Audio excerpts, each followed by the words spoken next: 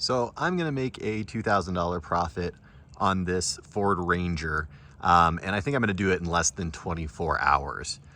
I'm gonna tell you how. This is part one of a video on just how I do a kind of run-of-the-mill car deal with the intention to make a little bit of money.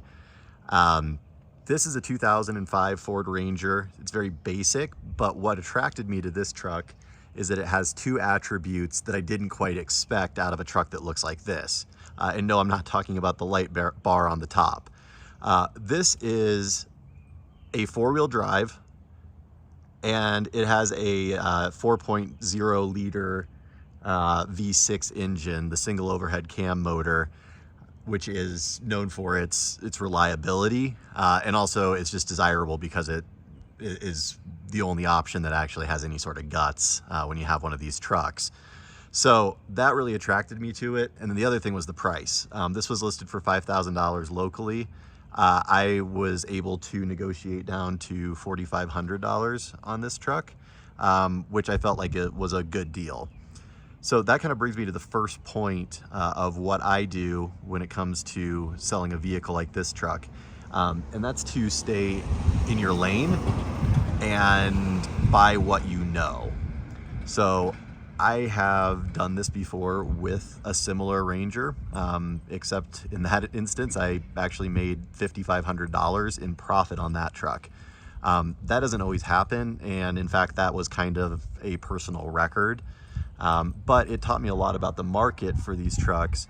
And as I dealt with that one and pricing it and reconditioning it, I started to really understand the market for Rangers. And so when I saw one come up for $5,000 with a 4x4 and the 4 liter, it was a no-brainer to me at that price point because I knew what I had sold my last one for.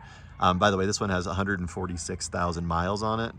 It was a truck that was owned by the city of Aurora, Colorado for the first like 17 or 18 years.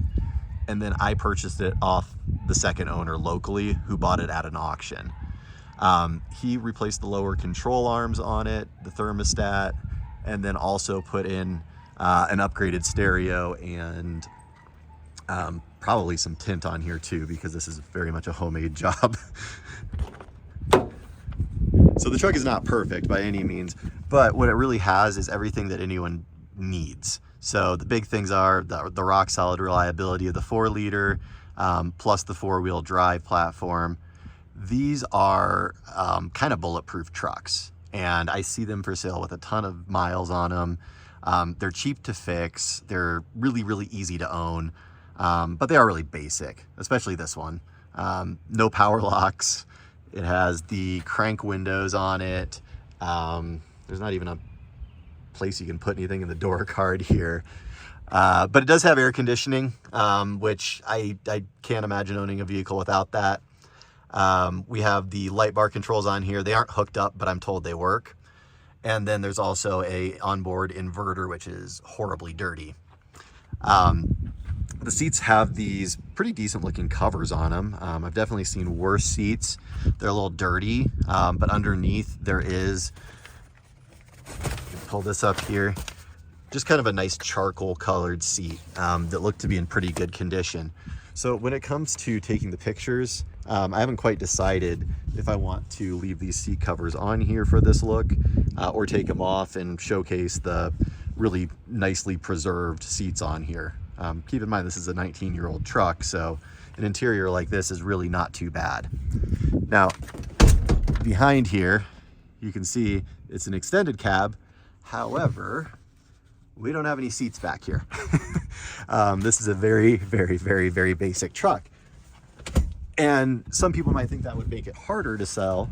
I kind of disagree. When it comes to a pickup like this, it's all about utility. And here in Colorado, there's a lot of people that would love to have something like this. It's a cheap adventure truck. It's a great truck for someone who owns a small business like a construction company or something like that where they need to be able to move some things. It's kind of perfect for all of those things at a really, really low price point. So spoiler alert, I'm going to list this thing for $6,500. And that is actually kind of on the low end. And that's because I want to spur up a lot of business on this truck really, really quickly. I don't like leaving things for sale for long. I like to buy things at a price point where I can put my time and effort into it, but still not have to hold out to get the most money for it.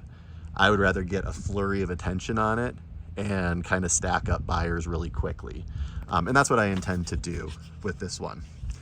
Now, I talked about kind of staying in your lane and buying what you know. In this case, I'm far from a Ranger expert, but I understand the market on it, and I was able to act really quickly when I saw this listed for $5,000. I knew it was a good deal, and then looking at the photos, that backed it up. As you can see, as I'm looking at it, it's a pretty straight truck.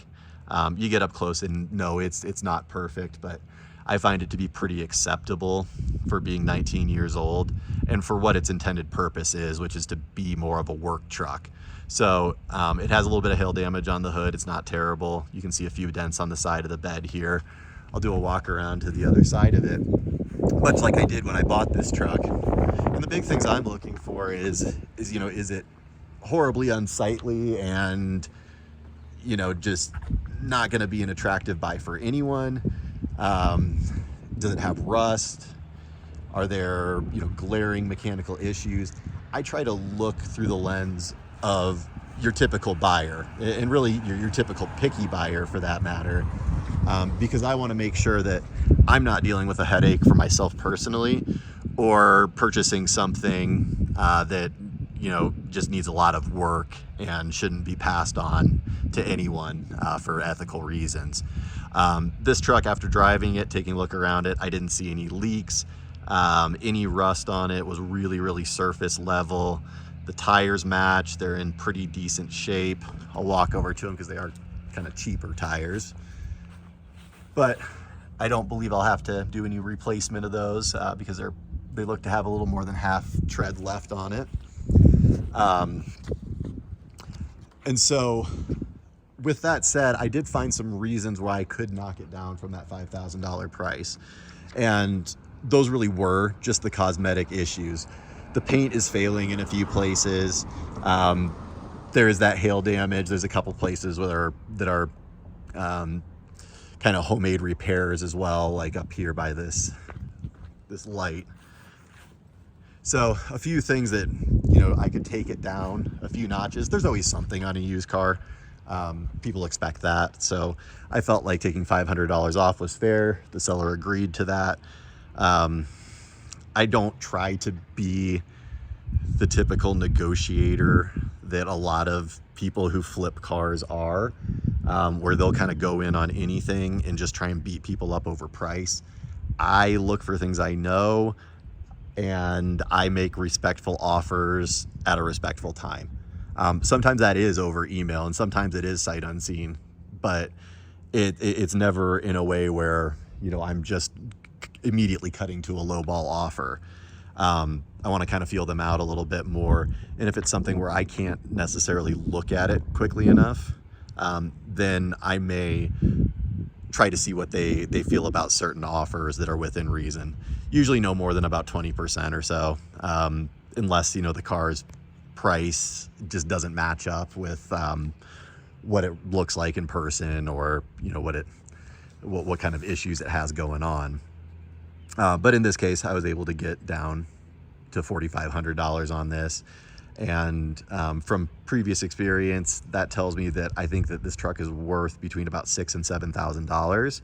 I believe that if I list it for $6,500 at a pretty firm price, I'm going to get at least 5 to 10 buyers within an hour who are going to reach out, because there's just such a huge market for these types of trucks. Little 4x4 reliable pickups are always going to be worth more than $5,000. And that is why I buy Ford Rangers.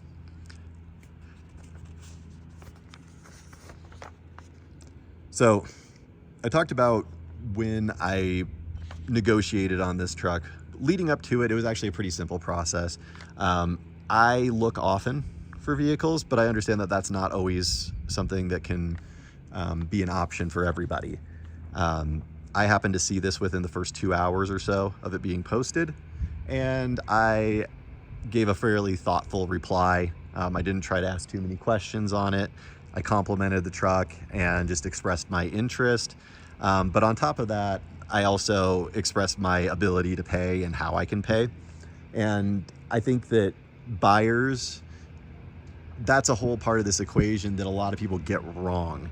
I'll go into more detail on this in another video, but you have to understand what it's like to also be a buyer or a seller of a vehicle and talk to them in the way that they want to be talked to. So most people really dread this process. I don't even really care for it that much, and I do it voluntarily. But the process of meeting strangers and kind of having an awkward exchange and a deal that kind of involves a lot of money and emotion, you have to think about when you're trying to acquire that car, you know, is it something that someone's owned for a long time? Are they emotionally attached to it? They're going to want to sell it to someone who appreciates it half as much as they did.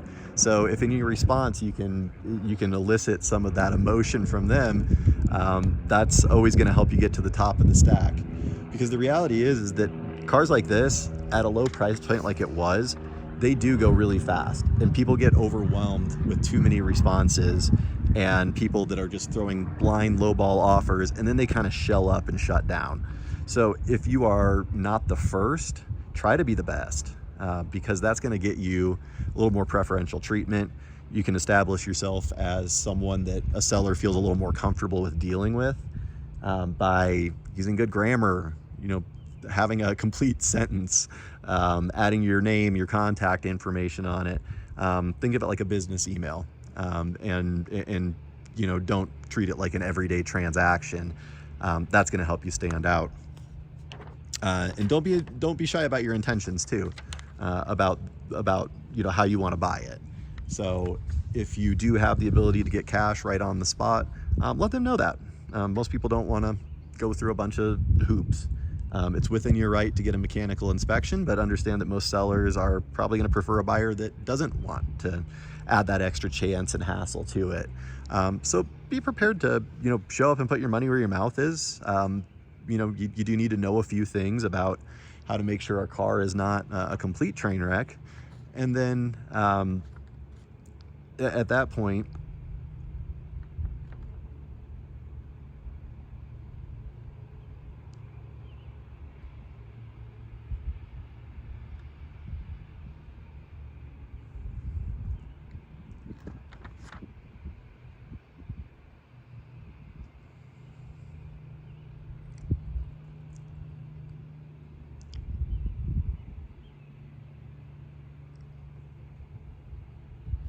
so within reason, if the car is not a complete train wreck, be prepared to put your money where your mouth is and, you know, make that cash offer. Go in it. It is a risk, but if you know your market and you know that you're buying something right, then most cases, the worst case is you're going to break even on it, and that's always good. Heck, maybe you use the thing for a month. In this case, this truck, I did some tree work, and I was able to haul all the branches in there a couple of times, so it actually saved me money and added some convenience to my life too. But now the time has come to sell it, and the next part of this video is going to be talking about what I did specifically to make this truck marketable and what kind of activities are going to help me get to that $2,000 or so that I think I can get conservatively.